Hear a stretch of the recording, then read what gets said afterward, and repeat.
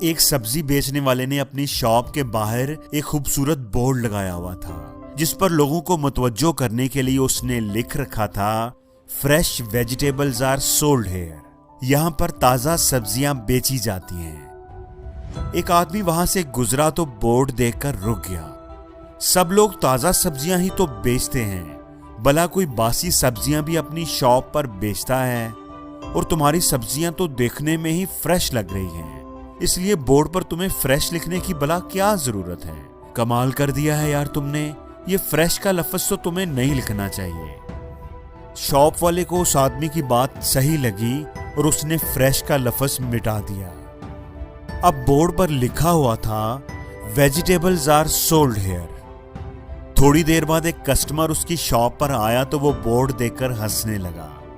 अरे भाई, सबको नजर आ रहा है कि तुम्हारी सब्जियों की शॉप है और तुम सब्जियां ही तो बेचते हो। तुम गाड़ियों के पुर्जे या आइसक्रीम थोड़ी बेच रहे हो। बोर्ड पर वेजिटेबल्स लिखने की भला क्या जरूरत है? तो शॉप के मालिक को उसकी बात भी सही लगी और उसने वेजिटेबल्स भी मिटा दिया। अब बोर्ड पर लिखा रह गया, सोल्ड हियर। एक बूढ़ी औरत उसकी शॉप पर आई तो उसे डांटने लगी, मार्केट में तुम बैठे हुए हो, सब्जियों की तुमने शॉप बनाई हुई है, तो सबको पता है कि तुम सब्जियां बेचते हो, फ्री में तो लोगों को नहीं बांटते ना, तो बोर्ड पर सोल्ड हियर लिखने की क्या जरूरत है? बड़ी ही अजीब बात है ये। शॉप वाला आदमी ये सुनकर परेशान हो गया। उसने सोल्ड का लफ्ज भी मिटा दिया। अब बोर्ड पर सिर्फ एक ही लफ्ज बच गया, हेयर। एक छोटा सा बच्चा पास से गुजरा तो उसका मजाक उड़ाने लगा। अंकल, सबको पता है कि आप यहाँ पर बैठे हुए हो, अंधे को भी नजर आ रहा है, अब आपने अपने सर पर इतना बड़ा बोर्ड लगाकर उसके ऊपर हेयर क्यों लिखा हुआ है? शॉप वाले आदमी ने कहा कि बात तो इस बच्चे की भी सही है, और उसने हेयर का लफ्ज भी मिटा दिया। अब बोर्ड खाली रह गया था। लेकिन दोस्तों, बात यहाँ पर ही खत्म नहीं हुई। अगला कस्टमर बड़ा ही समझदार था। उसने आते ही उसे समझाना शुरू कर दिया, यार इतना अच्छा बोर्ड तुम्हारे पास है और तुमने उसे खाली छोड़ा हुआ है। तुम अपनी सब्जियों को एडवर्टाइज करने के लिए इस पर कुछ लिख क्यों नहीं देते, जैसे कि fresh vegetables are sold here. यार ये लिखोगे ना तो देखना तुम्हारी सेल बहुत बढ़ जाएगी।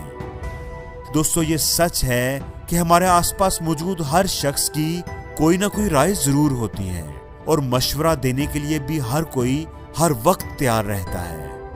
आप कितना भी अच्छा काम कर लें, मशवरा देने वाले आपको जरूर मुफ्त मशवरा देंगे और देते रहेंगे। ऐसे कर लो, वैसे कर लो, ये सही है, वो गलत है। और हो सकता है कुछ लोग आपसे मुखलिस भी हों, वो अच्छी नीयत से आपको सही मशवरा देने की कोशिश कर रहे हों। लेकिन दोस्तों, जिस तरह आपके पाँव को आपका जूता ही सही समझता है, कोई और आपके जूते में पाँव डालेगा तो वो उसे चुभता ही रहेगा।